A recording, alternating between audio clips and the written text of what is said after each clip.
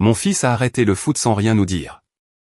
Il a inventé une entorse, rendu ses crampons et rangé ses cahiers d'entraînement dans un tiroir. C'est son entraîneur qui m'a appelé, et non mon fils. Quand j'ai creusé, je suis tombé sur mon frère. Et quand j'ai confronté mon frère, je suis remonté jusqu'à mon père. Je ne m'y attendais pas du tout. Je m'appelle Thomas. J'ai 36 ans, je vis à Lyon, dans le 7e, pas loin de la Guillotière. Appartement dans un immeuble haussmannien qu'on a retapé avec ma femme Camille pendant 2 ans avant de pouvoir y mettre les pieds. On a vécu chez ses parents pendant presque 8 mois pendant les travaux. Ce qui aurait pu tuer un couple mais ça nous a soudés, bizarrement.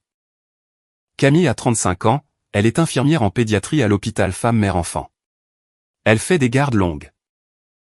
Elle rentre parfois avec cet air de quelqu'un qui a trop vu de choses dans la journée pour se battre encore le soir, mais elle est là. Elle est toujours là. Moi, je suis technicien en maintenance industrielle dans une boîte dans la zone de Gerland. C'est pas le boulot dont je rêvais à 20 ans. Mais j'aime vraiment ça, j'aime que les problèmes aient des solutions concrètes. J'aime qu'une machine qui déconne puisse être réparée si on cherche bien. J'y prenais du plaisir. Enfin, avant. Lucas, c'est notre fils. 9 ans. Un gamin qui depuis l'âge de 5 ans mange ses céréales le matin en commentant les matchs de la nuit.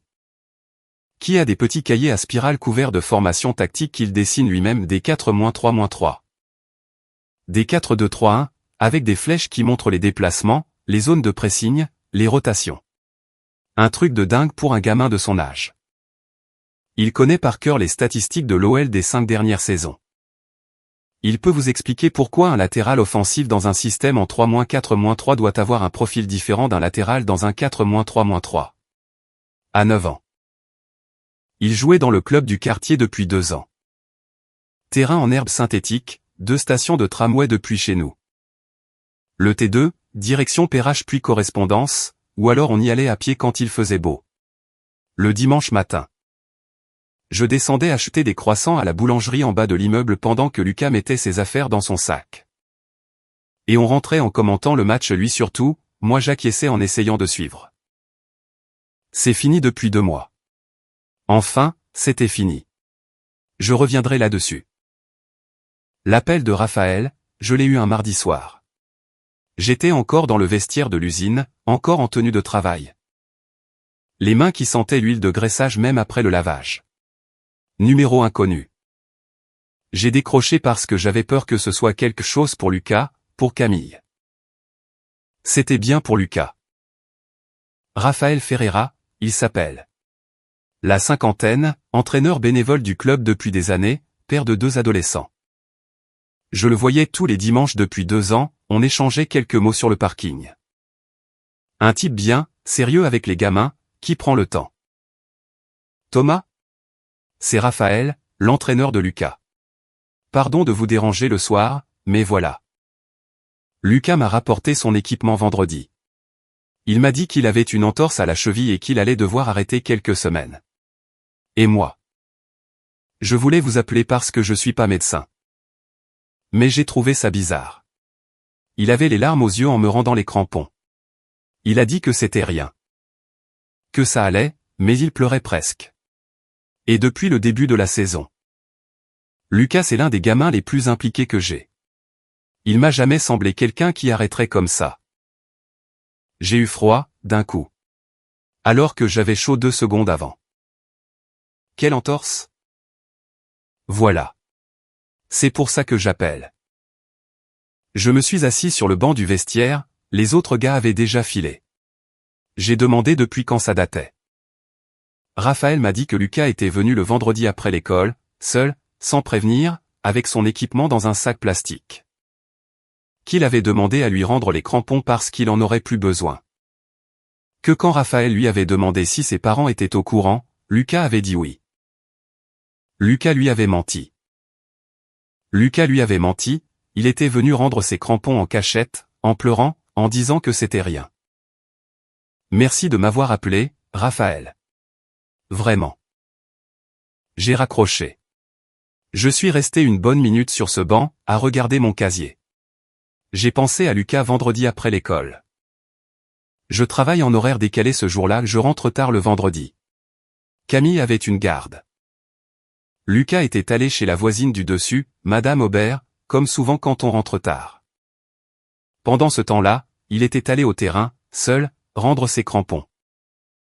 Je suis rentré. J'ai rien dit d'abord. J'ai salué Lucas, on a mangé, j'ai regardé s'il boitait de rien. Cheville parfaite. Il a mangé ses pâtes sans lever les yeux de son assiette plus que d'habitude. Ou peut-être que si, et que je l'avais pas remarqué avant. Je sais plus. Le soir, après qu'il s'est mis au lit, je suis allé frapper à sa porte. Il dessinait. Pas des formations ou des paysages. Des arbres, une rivière, un truc qui ressemblait à une montagne. J'ai trouvé ça bizarre sur le moment, sans pouvoir dire pourquoi. Maintenant je sais, les formations, c'était son truc à lui, son plaisir privé. Les paysages, c'était juste pour avoir quelque chose à faire avec les mains. Je me suis assis sur le bord de son lit. Ton entraîneur m'a appelé ce soir. Il a pas bougé. Continuez à dessiner. Il dit que tu lui as rendu tes crampons vendredi. Que tu lui as dit que t'avais une entorse. Silence. T'as pas d'entorse, Lucas? Toujours rien. Il appuyait plus fort sur son crayon, j'entendais la mine rayer le papier. Qu'est-ce qui s'est passé, mon grand? Un long silence. Et puis il a lâché le crayon, il a regardé ses doigts, et il a dit sans me regarder, les yeux sur la table. Tonton Julien a dit que je ralentissais tout le monde. Que les autres gamins riaient de moi dans le vestiaire. Que je ferais mieux de trouver autre chose. Il a pas dit ça en pleurant. C'est ce qui m'a le plus frappé. Il a dit ça avec une voix plate. Comme si c'était quelque chose qu'il avait déjà tellement retourné dans sa tête que toute l'émotion en était sortie. Je lui ai demandé quand Julien lui avait dit ça. Le week-end chez Pépé et Mémé. Il y avait 3 semaines. 3 semaines que Lucas portait ça. Pourquoi tu nous as rien dit? Il a haussé les épaules. Parce que c'était peut-être vrai. Voilà. C'est ça qui m'a cassé. Pas le fait que Julien ait dit quelque chose. Mais que Lucas ait cru que c'était peut-être vrai. Qu'il ait intériorisé ça en silence pendant 3 semaines.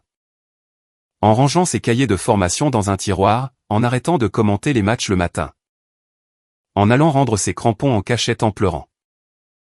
J'ai mis ma main sur son dos. J'ai dit que c'était pas vrai. Que Raphaël pensait qu'il était l'un des gamins les plus investis de l'équipe. Que tonton Julien avait dit quelque chose de très mal, et que j'allais en parler avec lui. Lucas a rien dit. Il a repris son crayon et il a continué à dessiner sa montagne. Je suis resté encore un peu, et puis je me suis levé. J'ai éteint sa lampe de bureau en lui laissant sa lampe de chevet, et je suis allé dans la cuisine. Camille rentrait de sa garde. Elle avait cet air-là, les yeux qui ont trop vu. Les épaules qui descendent d'un cran dès qu'elle passe la porte de l'appartement. Je lui ai fait réchauffer ce qu'il restait des pâtes. Elle s'est assise à la table de la cuisine, elle a mangé 3 bouchées, et elle a levé les yeux sur moi. Qu'est-ce qui se passe? Je lui ai raconté. L'appel de Raphaël, la conversation avec Lucas, la phrase. Camille a reposé sa fourchette. Il t'a dit ça en regardant ses crayons, pas toi. Oui. Elle a soufflé. Thomas, il porte ça depuis 3 semaines. Tout seul. On a resté un moment sans parler. Le frigo faisait son bruit. Et puis Camille a dit, j'avais remarqué quelque chose. Depuis le week-end chez tes parents. Il a arrêté de parler de foot. J'ai cru que c'était une phase, que les gamins changent. Que peut-être les formations c'était un truc de l'été et voilà. Mais au fond, je savais que c'était pas ça. Elle s'est levée, elle a pris son téléphone. Elle a scrollé. Elle m'a tendu l'écran. C'était un message qu'elle avait tapé il y a environ 3 mois, destiné à Julien. Je l'ai lu. En substance, Julien. J'aimerais qu'on se parle de certaines remarques que tu fais à Lucas. Je l'ai vu changer d'expression plusieurs fois quand tu lui disais des trucs devant tout le monde. Je pense que t'es pas forcément conscient de l'effet que ça a sur lui. Le message avait pas été envoyé. Elle l'avait effacé. Pourquoi t'as pas envoyé? Elle a repris son téléphone. Parce que j'avais peur de créer un drame dans ta famille. Parce que j'espérais que c'était moi qui surinterprétais. Parce que ton frère a ce don de faire passer les gens pour des susceptibles dès qu'on lui dit quelque chose. Elle m'a regardé. J'aurais dû envoyer. Non. C'est pas ta faute. Je sais. Mais j'aurais quand même dû. On n'a pas dormi très bien cette nuit-là. Dans les jours qui ont suivi, je me suis mis à repasser les derniers mois dans ma tête. Les repas du dimanche chez mes parents à Villeurbanne. La table dans le salon avec la nappe cirée verte, celle qui a pas changé depuis que j'ai 15 ans, avec ses brûlures de casserole au coin. Ma mère qui apporte le poulet rôti, mon père qui dit que ça sent bon. Julien qui rapporte du vin qu'il a choisi lui-même parce que Julien connaît le vin maintenant depuis qu'il sort avec une fille qui travaille dans la restauration. Je repensais au moment avec Lucas dans ses repas. Julien avait toujours ce truc avec les gamins, cette façon de leur parler d'adulte à adulte. De traiter les enfants comme s'ils pouvaient encaisser les mêmes vannes que les grands. Ah bah lui c'est un homme, on peut lui parler franchement.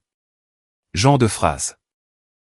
Et tout le monde trouvait ça sympa, cette façon qu'il avait d'inclure Lucas dans les conversations, de ne pas le traiter comme un bébé. Sauf que je me souvenais du repas de mai. Ou avril, je sais plus très bien. Lucas avait parlé de son dernier match, ils avaient gagné 2-3, il était content. Julien avait attendu que Camille parte dans la cuisine pour apporter le fromage. Je revois la scène maintenant avec une précision que j'avais pas sur le moment et il avait dit. En souriant, en s'adressant à Lucas, les bons joueurs. Ça se reconnaît tout de suite. C'est dans les gènes. T'as le foot dans le sang ou t'as pas. Lucas avait ri. Tout le monde avait ri. Moi j'avais ri. Mais Julien avait attendu que Camille soit dans la cuisine. Ce n'était pas un accident. Je mets ma main au feu que ce n'était pas un accident. Julien savait que Camille lui aurait dit quelque chose. Alors il avait attendu. Je repensais aussi à un truc qu'il avait dit 2 mois avant ça, lors d'un autre repas.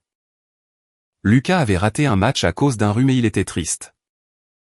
Julien lui avait dit, c'est peut-être pas plus mal, hein, ça permet aux autres de souffler. Et il avait ri. Et mon père avait ri. Et moi je l'avais entendu différemment à l'époque. Comme une blague nulle, un peu lourde, du Julien tout craché. Pas comme quelque chose qui avait laissé une trace. Mais là, en le repassant dans ma tête, j'entendais autre chose. J'entendais un gamin de 9 ans qui prenait une remarque de son oncle pour parole d'évangile. Je suis pas quelqu'un qui s'enflamme facilement. Mon boulot, ça m'a appris ça, quand une machine lâche, tu peux pas te mettre à crier dessus. Tu dois comprendre où est le problème, tracer la panne, trouver la solution. J'essayais d'appliquer le même principe. Mais c'était différent. Parce que là c'était pas une machine. C'était mon gamin. J'ai pris le T2 pour aller au boulot le mercredi matin et j'ai passé le trajet à regarder défiler les rues sans les voir. À construire dans ma tête comment j'allais parler à Julien. J'avais pas envie de l'appeler à chaud. Je voulais avoir les idées claires. Je l'ai appelé le jeudi soir. Julien a décroché avec sa voix d'habitude détendue, un peu nonchalant. Le genre de voix qui dit où est tranquille même quand il répond au téléphone. Et frérot, ça va? Pas vraiment, non. Court silence. Quoi? Qu'est-ce qui se passe? J'ai été direct. Je lui ai dit que Lucas avait rendu ses crampons en prétextant une entorse. Que l'entraîneur m'avait appelé. Que j'avais parlé à Lucas. Et que Lucas m'avait rapporté ce que Julien lui avait dit lors du week-end chez nos parents. Silence plus long cette fois. Il t'a dit ça? Il m'a dit que tu lui avais dit qu'il ralentissait toute l'équipe. Que les autres riaient de lui dans le vestiaire, et qu'il ferait mieux de trouver autre chose. Thomas, j'ai jamais dit ça comme ça. Tu déformes. Julien. Mon fils a rendu ses crampons. Mon fils de 9 ans a inventé une entorse pour justifier d'arrêter le sport qu'il adore. Et il m'a dit ta phrase en regardant ses crayons parce qu'il osait pas me regarder dans les yeux. Nouveau silence. Et puis Julien a changé de registre. J'entendais le déclic et il était passé en mode défense. Écoute, j'ai peut-être dit quelque chose qui l'a blessé sans faire exprès, mais c'est pas je lui en voulais pas. Thomas. Je suis pas méchant avec ton gamin. Si j'ai dit quelque chose sur le foot, c'était pour lui être utile. Pour pas qu'il se fasse des illusions.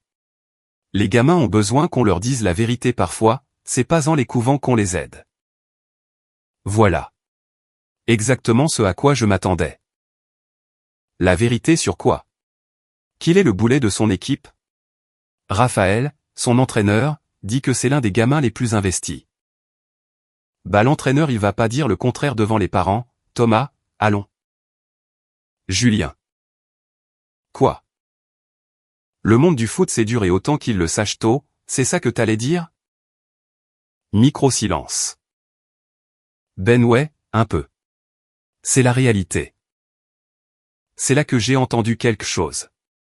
Une expression, une tournure autant qu'il le sache tôt. Ce n'étaient pas exactement les mots de Julien. C'étaient les mots de notre père. C'était Henri qui parlait. Mot pour mot, ou presque. J'ai rien dit sur le moment. J'ai noté mentalement. J'ai dit à Julien qu'on en reparlerait dimanche, au repas de famille. Qu'il fallait qu'on soit tous là pour avoir cette conversation. Il a protesté, il a dit que c'était nul de faire ça en famille, que c'était entre lui et moi. J'ai dit que non, que ça impliquait Lucas. Que ça impliquait nos parents qui étaient présents quand ça s'était passé. Et que j'avais envie qu'on soit adulte et qu'on parle vraiment. Il a raccroché un peu brusquement. Pas en claquant mais avec ce où est bon à dimanche qui sonnait comme une porte fermée. J'ai posé le téléphone. Camille était dans le couloir, elle avait entendu ma partie de la conversation. Elle m'a regardé. Il a nié? Il a minimisé. Et il a utilisé presque mot pour mot une expression de mon père. Elle a pas répondu tout de suite. Et puis, t'as remarqué ça avant? Non. Le dimanche, on a déposé Lucas chez Inès, une amie de sa classe qui habite dans notre rue. Sa mère, Sandra, connaît la situation où on était devenu proche avec elle et son mari depuis que les gamins s'étaient liés en CP. Lucas était content d'aller là-bas, il y avait une console et un grand chien. On a pris la voiture pour Villeurbanne. Camille conduisait. On parlait pas beaucoup. Il y avait du soleil, un dimanche d'octobre avec ce ciel gris-bleu qui est beau à contre-cœur.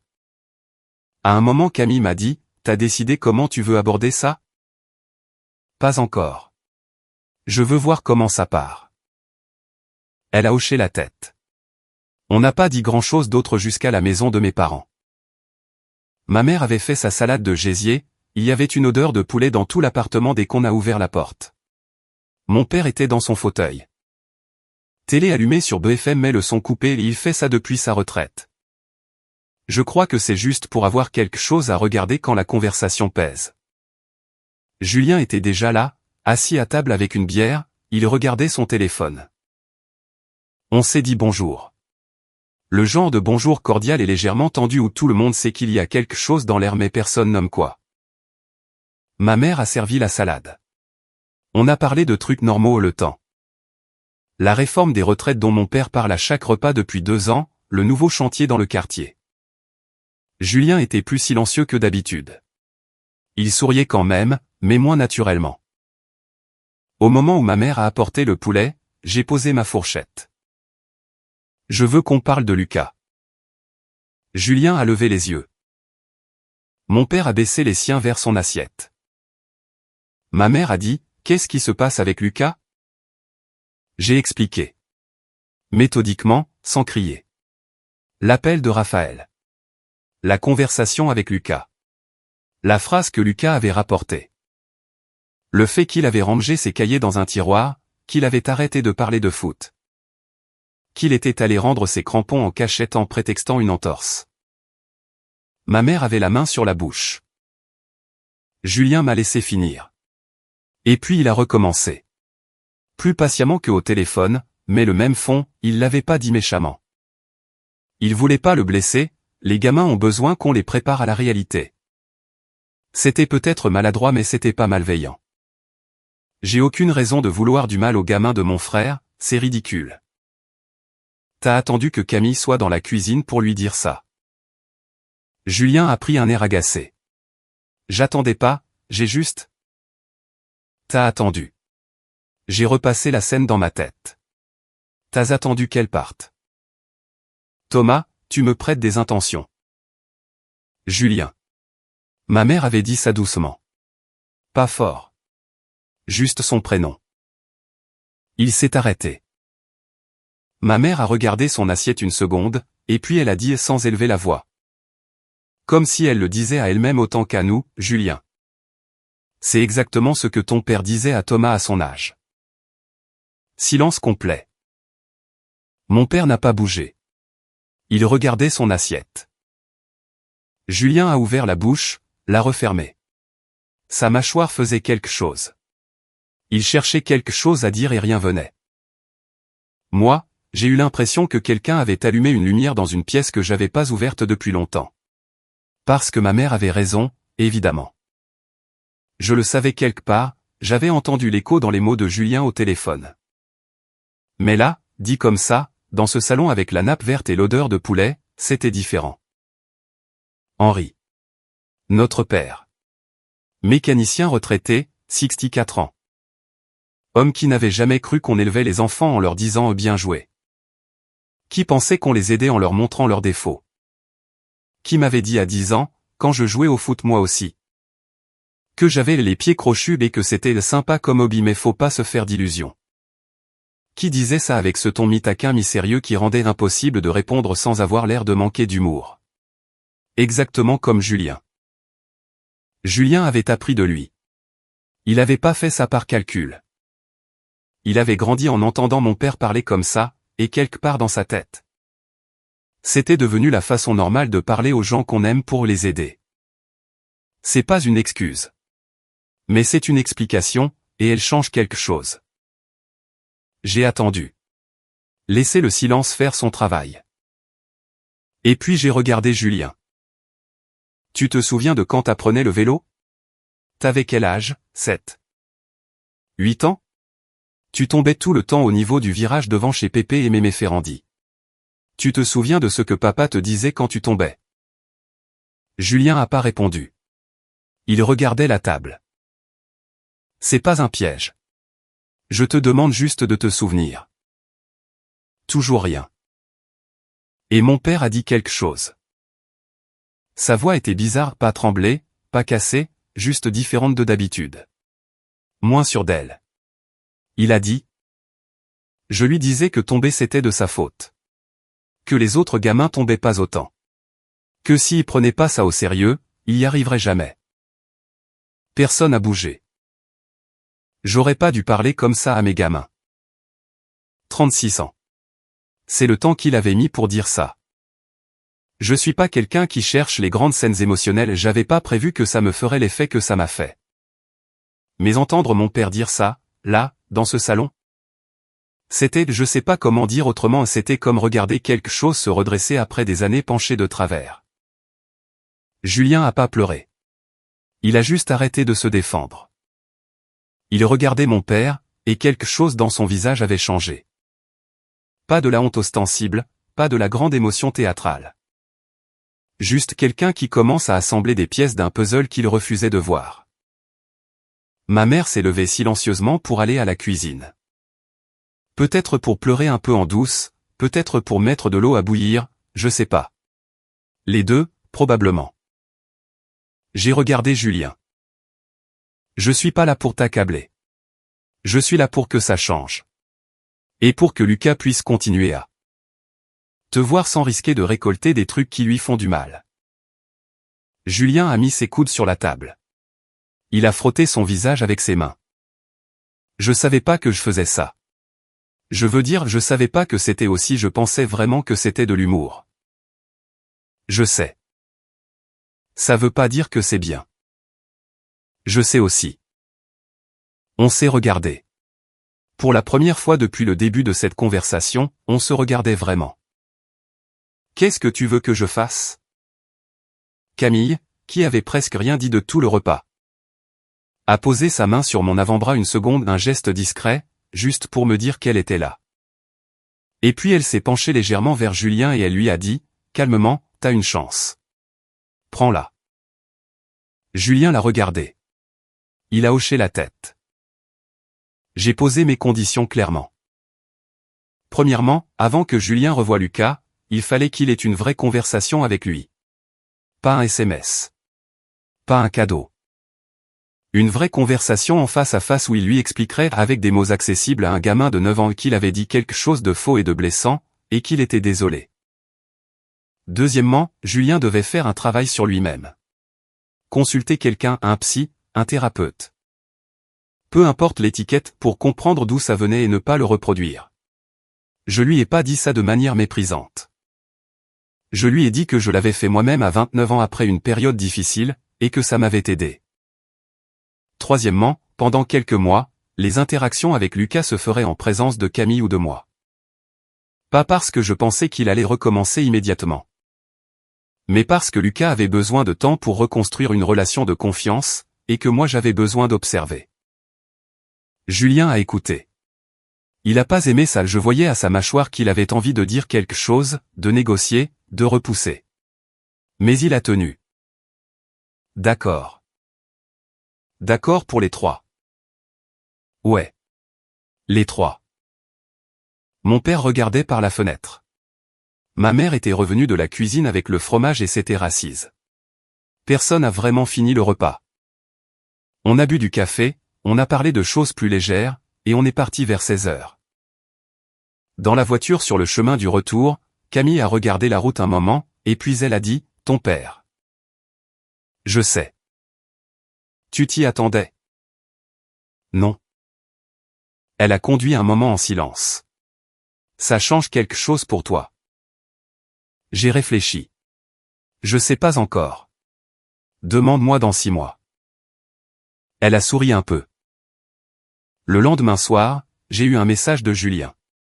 Long, mal orthographié, visiblement tapé d'une traite. Il commençait par « j'ai réfléchi à ce que t'as dit » et finissait par « je pense quand même que tu surréagis un peu sur certains points, mais bon, je ferai les efforts que tu demandes. » J'ai lu 2 fois. J'ai posé le téléphone. J'ai rien répondu ce soir-là. À 23h08, j'avais un message de ma mère, « Ton père a dit quelque chose ce soir qu'il n'avait jamais dit. Je voulais juste que tu le saches. Bonne nuit mon fils. » J'ai regardé le message longtemps. J'ai tapé « Merci maman. Bonne nuit. » Et j'ai éteint mon téléphone. 3 semaines ont passé. Julien a pris rendez-vous chez un thérapeute et il m'a envoyé un message pour me le dire, sobre, sans pathos. Il a eu sa conversation avec Lucas. C'était un samedi matin, dans notre appartement, Camille et moi dans la pièce d'à côté, la porte ouverte. J'entendais sans vraiment vouloir écouter. Julien avait trouvé les mots, globalement. Il avait dit à Lucas qu'il lui avait dit quelque chose de faux et de méchant. Qu'il le pensait pas vraiment, et qu'il était désolé. Lucas avait écouté en regardant la table, exactement comme il m'avait regardé ses crayons. À la fin il avait dit « c'est bon » avec cette voix neutre des enfants qui n'ont pas encore décidé si c'est vraiment bon ou pas. C'était un début. Ce qui a fait la vraie différence, c'est pas cette conversation. C'est ce qui s'est passé 10 jours après. J'étais dans la chambre de Lucas pour lui dire de venir manger. En rangeant son sac d'école posé sur sa chaise, j'ai vu, scotché au dos de son carnet de classe, une petite feuille pliée en 4. Je l'ai pas ouverte, c'était pas mon truc à lire. Mais j'avais vu ce que c'était avant de la poser. Une formation tactique.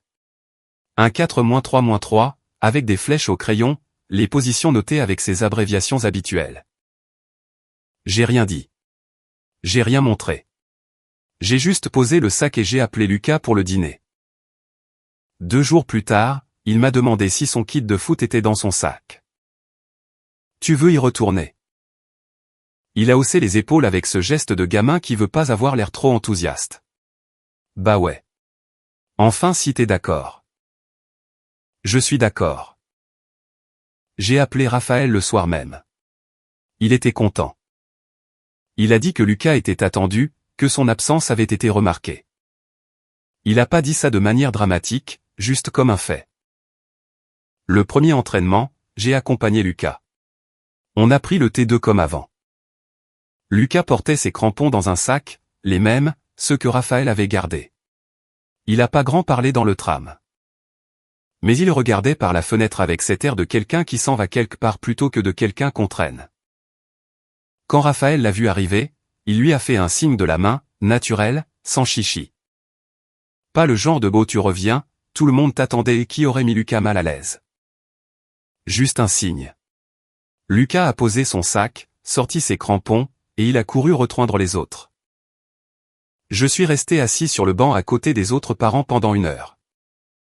J'ai regardé mon fils courir sur le terrain en herbe synthétique sous les lumières du stade. Il était pas parfait et il a raté 2 passes, il a pris un mauvais angle une fois.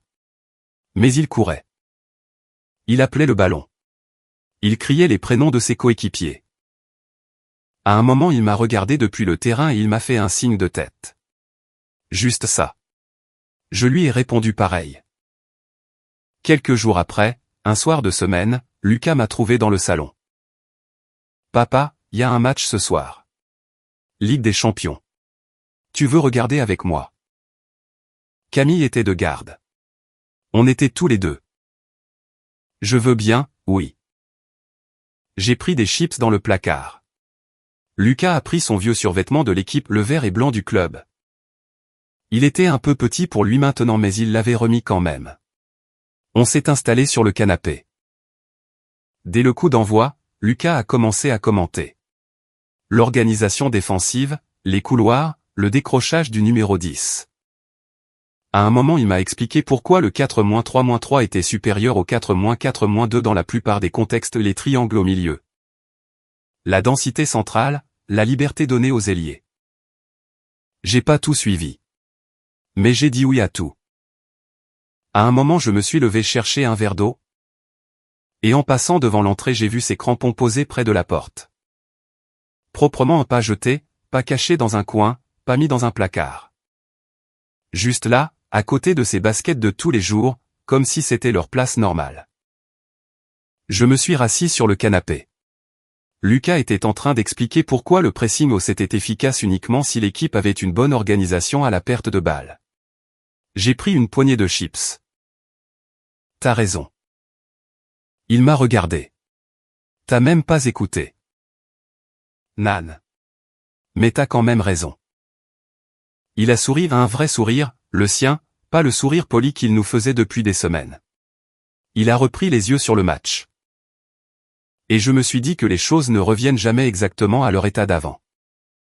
Que les blessures laissent des traces, même petites, même invisibles. Que Lucas portait peut-être encore quelque chose que je voyais pas et qu'il apprendrait à poser lui-même avec le temps. Que la relation avec Julien était pas réparée, elle était en travaux, ce qui est différent. Que mon père avait dit quelque chose qu'il aurait pu dire 20 ans avant, et que je sais pas encore comment traiter ça. Mais là, sur ce canapé, mon fils expliquait un système de jeu à un homme qui n'y connaît presque rien. Avec une conviction absolue et une poignée de chips dans la main. C'était bien. C'était suffisant pour ce soir-là. Si vous avez aimé, n'oubliez pas de laisser un commentaire et de soutenir la chaîne en vous abonnant. À bientôt pour les prochaines stories.